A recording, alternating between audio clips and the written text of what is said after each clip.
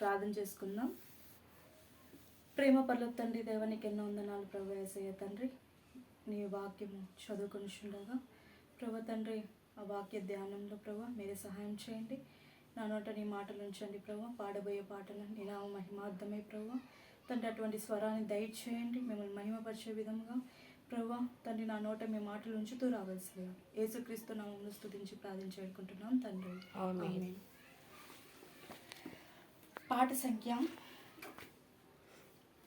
పాట పాడుకుందాం. పాట సంఖ్య 175.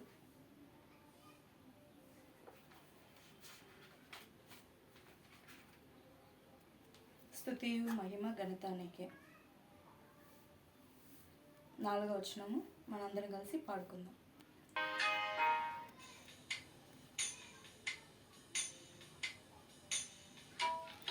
స్తుతియు మహిమ ఘనతానికే యుగ యుగముల వరకు.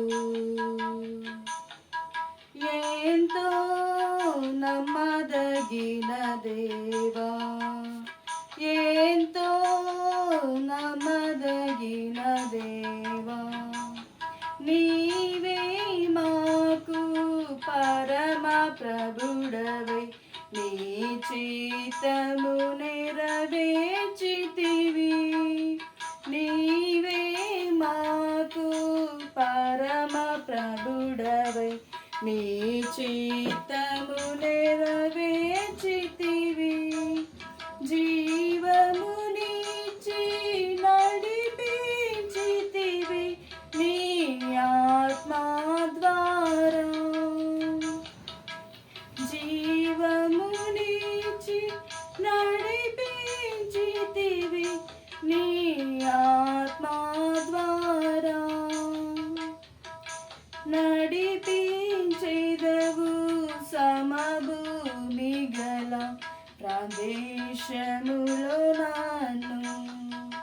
నడిపించెదవు సమభూమి గల ప్రదేశములో నన్ను. స్తుతియు మహిమ ఘనతానికే యుగ యుగముల వరకు.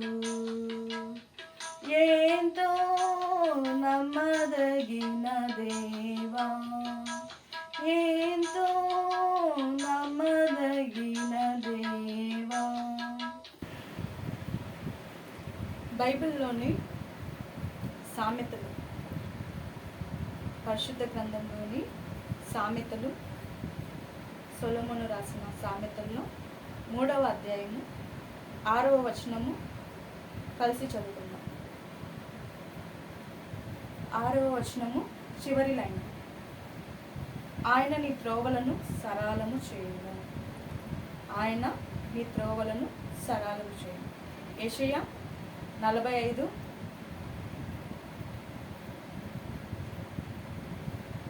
2వ వచనం. యెషయా 45 2వ వచనం. నేను నీకు ముందుగా పోవచ్చు, మెట్టగానున్న స్థలములను సరళము చేసేదను. ఇత్తడి తలుపులను పగలగొట్టేదను, ఇనుప గడియలను విడగొట్టేదను. నేను నీకు ముందుగా పోవచ్చు, మెట్టగానున్న స్థలములను సరళం చేసేదను. ఇత్తడి తలుపులను పగలగొట్టేదను, ఇనుప గడియలను విడగొట్టేదను. ఓకే, సరే. ఈరోజు నేను ప్రభువా వాక్య ధ్యానంకి నేను ఏ వాక్యం తీసుకొని ధ్యానించాలి ప్రభువా అనేసి నేను ప్రార్థించినప్పుడు దేవుడు క్యాలెండర్ వాగ్దానం ద్వారా ఈరోజు నాతో మాట్లాడుతూ వచ్చినాడు. ప్రభువా నువ్వు నాతో మాట్లాడుతూ రావాల్సిందిగా నేను ప్రార్థిస్తున్నాను ప్రభు అనేసి ప్రార్థిస్తూ ఉన్నప్పుడు దేవుడు ఈరోజు క్యాలెండర్ వాగ్దానం తీసుకో అనేసి దేవుడు నాతో మాట్లాడుతూ వచ్చినాడు. సరే, ఇక్కడ ఏమంటే సామెతలు 3వ అధ్యాయంలో 6వ వచనంలో ఆయన నీకు త్రోవలను సరళము చేయను. త్రోవ సరళము అంటే మనము అనేకమైన సందర్భాలలో అనేక చోట్లకి వెళ్ళాల్సి వస్తుంది. ఆ సందర్భాల్లో అక్కడ వెళ్ళేటప్పుడు మనకి ఏదైనా రోడ్లో ఆటంకంగా ఉందనుకోండి, రోడ్లో ఫుల్ ట్రాఫిక్ ఉందనుకోండి, మనం అనుకున్న స్థలంకి మనం వెళ్ళగలుగుతామా? లేదు. ఆ విధంగా మన యొక్క గురి, ఫర్ ఎగ్జాంపుల్ ఈ లోకంలో మనం ఉన్నాము, మనం జీవించడానికి జాబే అవ్వచ్చు, మనం ఏదైనా ఇల్లు కట్టడాలు ఉండొచ్చు, ఏవైనా మన జీవితంలో మనము ఏవైనా ఒక పని పూనుకున్నప్పుడు అది సరళంగా ఉండాలి. దానికి దారి ఉంటేనే మనం పోగలుగుతాం, దానికి దారి ఉంటేనే మనము చేయగలుగుతాం. ఆ దారి లేదనుకోండి, దానికి ఏదైనా కంచెలు అన్నీ చిక్కు చిక్కులుగా ఉండిందనుకోండి, మనం ఆ పని చేయగలుగుతామా? అయితే చేయలేము. అయితే దేవుడు ఆయనే మీ మార్గమును సరళం చేస్తానన్నాడు. ఎప్పుడు? అదే ఎప్పుడంటే ఈ యొక్క 3వ అధ్యాయము సామెతలు 3:6 వచనంలో, నీ ప్రవర్తన అంతటి యందు ఆయనకు అధికారమునకు ఒప్పుకొనినప్పుడు. ఇప్పుడు నీ ప్రవర్తన అంతటి యందు ఆయన అధికారమునకు ఒప్పుకొనినప్పుడు అప్పుడు ఆయన నీ త్రోవలను సరళం చేస్తాడు. ప్రభువా, నాకు ఈ యొక్క పని చేయాలనుకుంటున్నాను ప్రభువా, నేను ఈ స్టడీస్కి వెళ్ళాలనుకుంటున్నాను ప్రభువా, అయితే దానికి మొత్తమే ఇబ్బందికరంగా ఉంది ప్రభువా, మొత్తమే ప్రభువా కష్టతరంగా ఉంది ప్రభువా, ఏమి చేయలేకపోతున్నాను ప్రభువా అనేసి నువ్వు ప్రార్థించినట్లయితే దేవుడు ఖచ్చితంగా నీకు ఒక వాక్యం ద్వారా జవాబునిస్తాడు. అక్కడ నీకు ఎవరైతే ఆటంకకరంగా ఉన్నారో వాళ్ళని సరళం చేస్తాడు. అన్ని సమాధానకరమైన సూచనలు నీకు చూపిస్తాడు. అయితే ఇక్కడ యెషయా 45లో నువ్వు ఎప్పుడైతే నీ ప్రవర్తన అంతటిని ఆయన అధికారం కింద ఒప్పుకుంటావో అప్పుడు ఆయన నీ పని చేయడానికి ఆయన పూనుకుంటాడు. ఎలా? నేను నీకు ముందుగా పోవచ్చు, మెట్టగా ఉన్న స్థలములను సరళం చేసేదాను. దేవుడు మనతో ఉండాలి. మనం ఏ పని చేసినా, చిన్న పని చేసినా దేవుడు మనతో ఉండాలి. ఆయన మనకు ముందుగా వెళ్ళాలి. ప్రతి ఒక్క పరిస్థితిలో మనము ఆయనకి ప్రిఫరెన్స్ ఇవ్వాలి. ప్రభువా, నేను ఇది చేయాలనుకుంటున్నా ప్రభువా, ప్రభువా ఈ పని చేయాలనుకుంటున్నా ప్రభువా, నాకు సహాయం చేయి ప్రభువా అని మనం ప్రార్థించినట్లయితే, ప్రార్థించి దేవునిపై ఆధారపడి మన ప్రవర్తన అంతటిలో ఆయనకు అధికారం ఇచ్చినట్లయితే దేవుడు మనకి ఏం చేస్తాడు?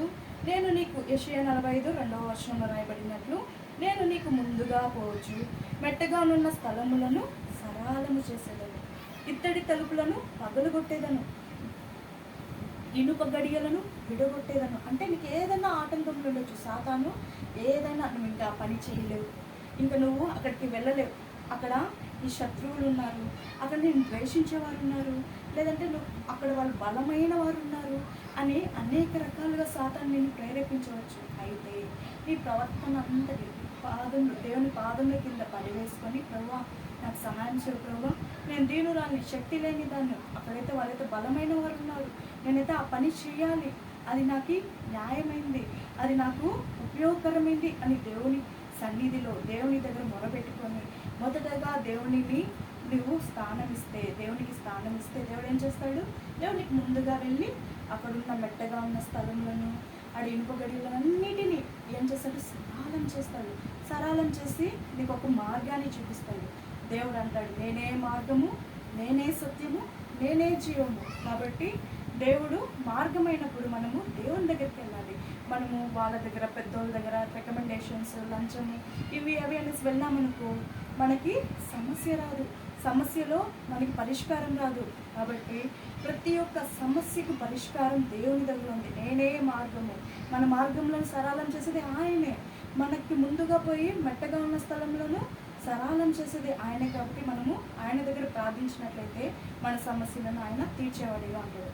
కనుక దేవుణ్ణి ముందుగా ఉంచుకొని దేవుని యందు మనము ఆధారపడి మనము మన యొక్క పనిని చేయవాలని, అది ఏదైనా స్టడీస్ కావచ్చు, జాబ్ కావచ్చు, వివాహం కావచ్చు, ఇల్లు కట్టడ విషయం కావచ్చు, ఏదైనా పెద్ద పని, చిన్న పని ఏదైనా నువ్వు పూనుకునే ముందు దేవుని దగ్గర ప్రార్థన చేసి ఆయన ఒక సహాయం కానీ నువ్వు కోరుకున్నట్లయితే దేవుడు నీకు నాకు సహాయం చేసేవాడిగా ఉంటాడు. ప్రార్థన చేసుకుందాం. ప్రేమ పర్లేదు తండ్రి, దేవానికి ఎన్నో వందనాలు ప్రభువా. తండ్రి ఆయన మాకైతే ప్రభు అనేక విషయంలో అనేక పనులు చేయాలని ప్రభు ఆశ ప్రభు అక్కడ అయితే మాకు చాలా ఇరుకు అయిన ప్రదేశాలు, ఇరుకు అయిన సందర్భాలు ప్రభు. అయితే మా మార్గం సరళం చేసేవాడు మీరే అని ప్రభు.